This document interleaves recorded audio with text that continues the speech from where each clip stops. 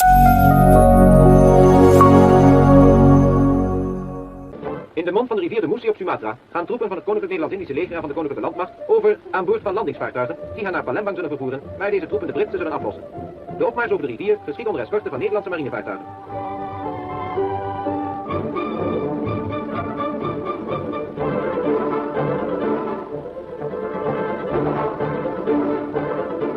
Na de aankomst in Palembang worden de troepen direct gedebarkeerd.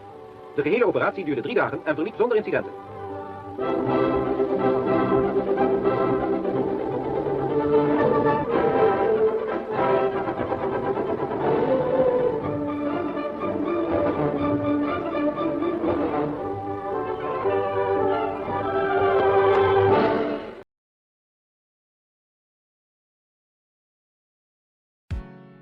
Bagaimana sistem pendidikan pada masa kolonial? Secara umum, sistem pendidikan di Indonesia pada masa Belanda ditetapkan dengan cara pendidikan dasar meliputi sekolah dengan pengantar bahasa Belanda, bahasa daerah, dan sekolah peralihan. Pendidikan lanjutan yang meliputi pendidikan umum dan kejuruan. Pendidikan masa kolonial didirikan untuk kepentingan kolonial sendiri. Penyelenggara pendidikan dibedakan antara bangsa Eropa dengan orang pribumi. Pengajaran pendidikan di Hindia Belanda dalam penerapannya menggunakan sistem pengajaran Belanda. Salah satu ciri pendidikan pada masa kolonial Belanda adalah gradualisme. Adapun maksud dari gradualisme adalah pendidikan hanya bisa diakses oleh golongan aristokrat. Kemudian, pendidikan kolonial memperlambat proses perkembangan pendidikan di Indonesia. Adanya perbedaan sikap pemerintah berdasarkan kelompok rasial dan sosial. Pendidikan pada masa penjajahan Belanda pada awalnya hanya digunakan untuk memenuhi kebutuhan bangsa Belanda di Indonesia. Pada perkembangan selanjutnya, pendidikan digunakan sebagai alat penjajah untuk mencetak tenaga kerja murah atau pegawai rendah yang sangat diperlukan untuk perusahaan-perusahaan Belanda. Tujuan pendidikan pada masa penjajahan Belanda lebih dititik beratkan kepada memenuhi kebutuhan pemerintah Belanda, yaitu tersedianya tenaga kerja murah untuk hegemoni penjajah dan untuk menyebarluaskan kebudayaan Barat. Beberapa hambatan masuk sekolah pada masa kolonial meliputi adanya persamaan warna kulit. Sistem pendidikan disesuaikan dengan status sosial masyarakat. Ada pengelompokan berupa masyarakat Eropa, Timur Asing, dan Bumi Putra. Sistem pendidikan kelompok Bumi Putra tidak dibedakan oleh status keturunan. Mengapa pada masa kolonial rakyat Indonesia tidak mendapatkan pendidikan yang layak?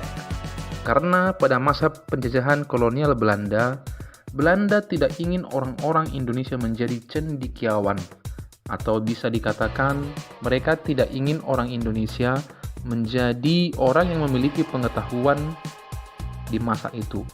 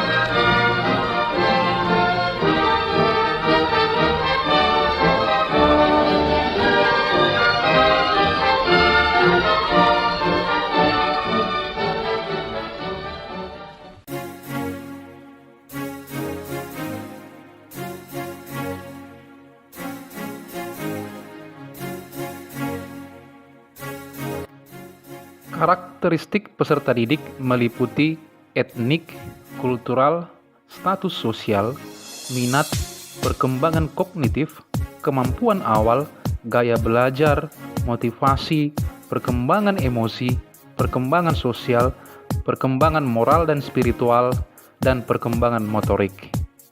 Pada dasarnya, tujuan pendidikan karakter adalah untuk membangun bangsa yang tangguh, di mana masyarakatnya berakhlak mulia, bermoral, bertoleransi, dan bergotong royong.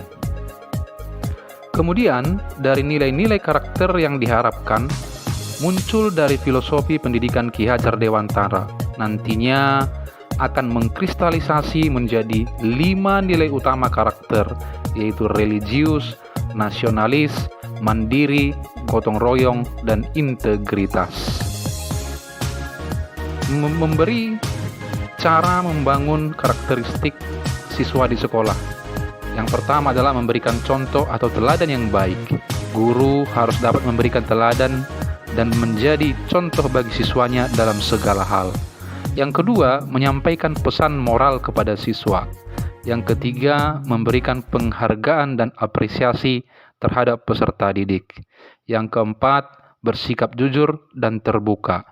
Dan yang terakhir adalah memberikan inspirasi.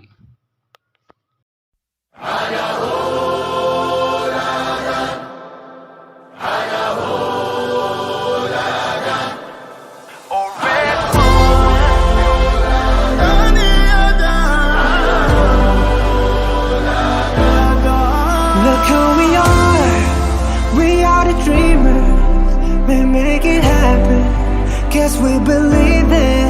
Look who we are the dreamers, we make it happen, cause we can see it. Let's do the world.